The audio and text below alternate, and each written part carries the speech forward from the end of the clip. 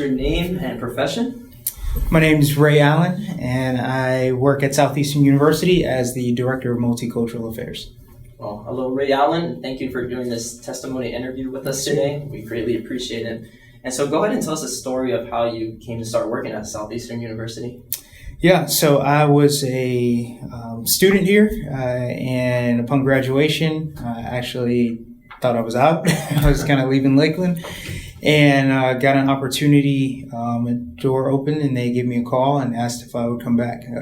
Part of that was me just kind of keeping my word to the Lord. I knew coming to college was an opportunity in itself, and so I said that if I had the opportunity to help people the way that I felt like the Lord had opened doors for me, that I would take it. And so he said, well, here you go. Here's your opportunity. So yeah, came back, and the rest is 15 years later. I'm still here. Wow, that's awesome. And so you mentioned that the Lord opened up the doors for you. And so can you go ahead and tell us a story of how you came to know Jesus? Yeah, so that for me was kind of early on. I remember, obviously I grew up in church, not so obvious as much as for the community and a lot of African-American communities. You went to church, like it didn't matter what you did the day before, like you were going to church on Sunday. So, it was just kind of the way it was. But my mom said something to me that I think kind of really revolutionized my encounter with Christ. And she told me one day, I had to be about 7 or so, and she said, Ray, you have to get your own relationship with the Lord. And I knew what that meant. It just meant that I had to have my own. So if it was going to be mine, it had to be me. So that kind of started me on a journey just to kind of find out, okay, if God is real, who is he and what is he trying to say? And what do I need to know about that? And so I ended up going to church one day and giving my life to Christ, because that's what you do.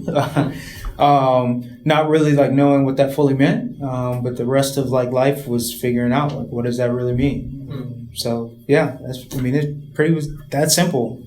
But at the same time, it wasn't mom and dad's choice. Nobody was forcing me. I just said, okay, let's see if this is real.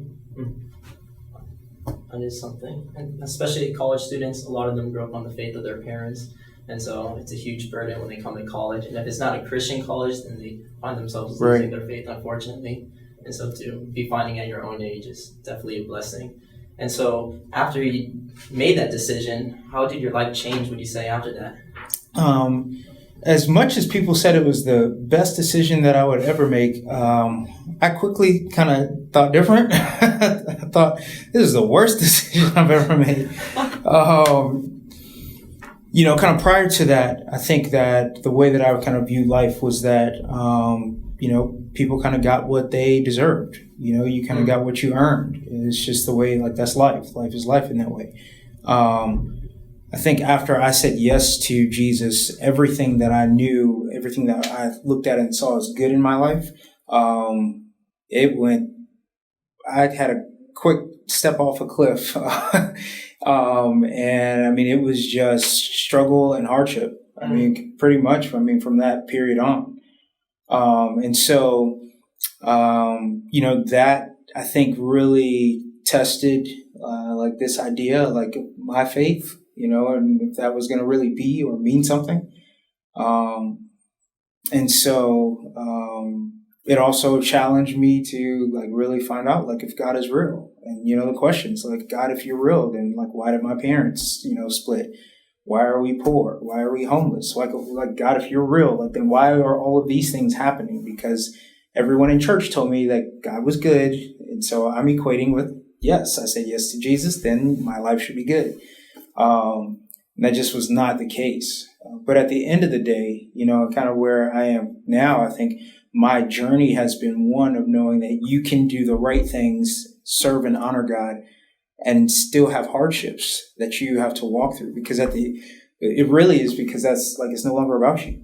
And so I didn't have that understanding as a young kid, kind of growing up. But I knew enough to know that, God was someone that I should fear, someone that I needed to listen to. And as hard or as difficult as it was going to be, I knew that I needed to continue to do what was right. And so I had a lot of conversations with the Lord, just trying to understand the things that I did not understand and no one really explained to me. But as I look back on it, like it is the saving grace of God, like just some of the things that, he's kind of walked me through. And I'm just excited to be able to help people to see that it's a journey with him.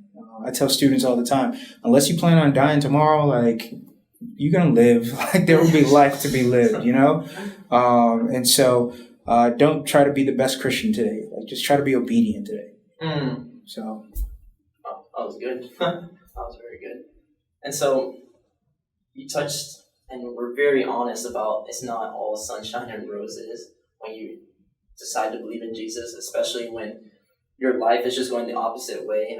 We tend to question God's character. Right. And so are there any hardships that you want to share about specifically that you really had to struggle with becoming a new believer? I think a big part of the struggle is like, can I really trust God? A lot of people don't have an issue like believing that God is real, like that something created all this. It's like we struggle with trust. Can I really trust you, like with everything, like, with my life? When I was, I just turned 13. So my dad died. We were playing ball. I went to the hospital. He's laying on a stretcher, tubes coming out of his body. I have to go home and tell my family. And like I walked through that process, and kind of prior to that, so many different things like that had happened that were horrible. Like that for me was it. I literally walked into our house, and I said to the Lord, I said, I'm out. Like this can't be your plan. Like I don't care what anybody says. Like this is not your plan. Like I said yes to you. I'm trying to do everything I can to follow you. Like help me understand like what this is supposed to mean. And I remember, I hit a wall, and I just sat on the ground and cried. And I just remember asking the Lord. I said, Lord, you got to take, there's a lot that I can carry, and like I've gone through my share, but this is too much.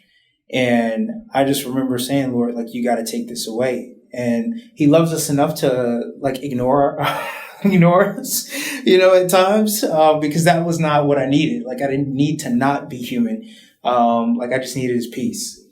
And so like He provided a peace that like has kept me not only through that and just as I continue to move forward. And so I think a big part of like the journey with the Lord, is people, recognizing like that He understands like that it's a trust relationship. And He understands that we have a hard time trusting, but He's gracious in it. And as you mentioned, like His character and nature is to be faithful. A lot of times I think we miss God because like we become inconsistent. And so like we give up right before. We give up when He's showing up. We give up because like, God, you're not moving, when I want you to. I said to someone, just kind of sharing my story that, if you were taking a test, you wouldn't expect the teacher to give you the answers to the test because that wouldn't make sense. So why do we yell and scream at God when He's not answering?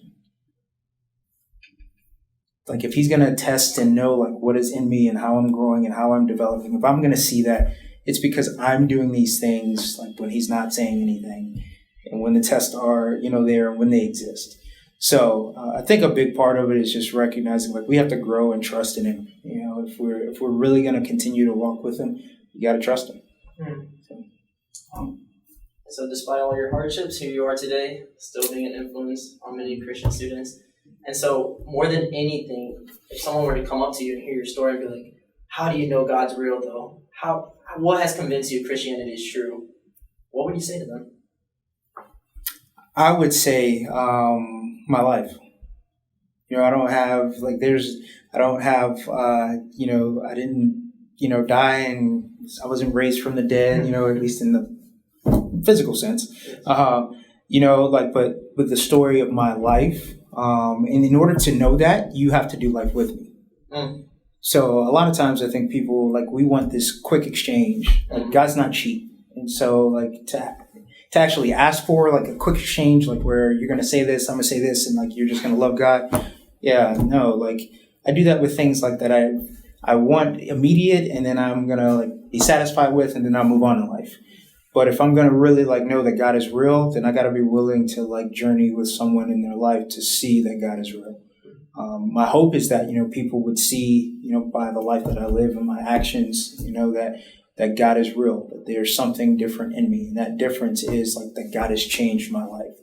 And so, again, it's not about me like cleaning myself up in a day. It's about the understanding that like it's a journey. There's a reason why God said he walked with Adam, because a sprint's quick, but man, when you walk with someone, like you take the time to get to know them, you talk about life, you do life together, you learn things, you exchange. And so I think if we're willing to do that, then we're willing to learn and know who God is. Our lives are the greatest testimony, for sure. And so we could say one thing, but if we don't act the other way, then what power does it really have in our lives? Yeah. And so with all this being said, Ray Allen, the last two questions we have is simply this. What is one thing you'd want to encourage all believers with? And you've said a lot of encouraging things for sure. But if there's just one thing you want to leave all believers with, what would it be? And if there's one thing you could tell all non-believers, what would that be? For believers, I think it would be,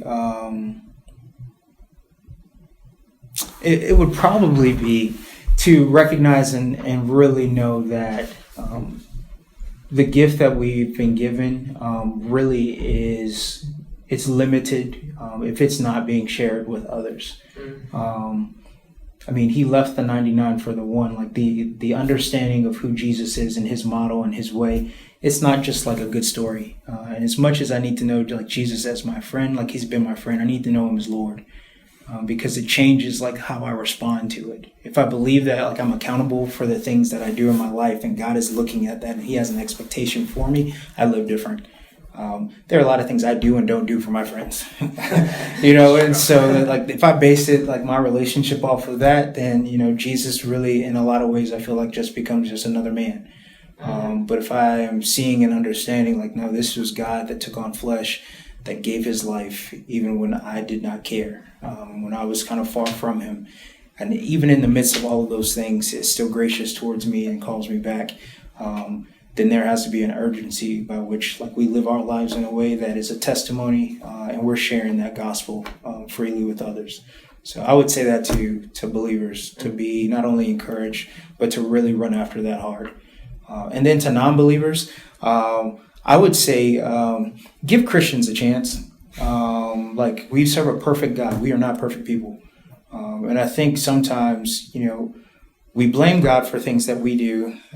We blame God for things that he didn't do for us. And at the end of the day, like we still blame God, but yet like he still loves us. And so I think for non-believers to know that you're not going to find like perfect people. You're going to find people that are trying their best to live out what it means to be Christ-like. And in that, you find that the more that you engage that, the more that you share in that, that you'll find that people are all the same. We are all sinners in need of a Savior. And we're trying to do the best that we can, with this life we have.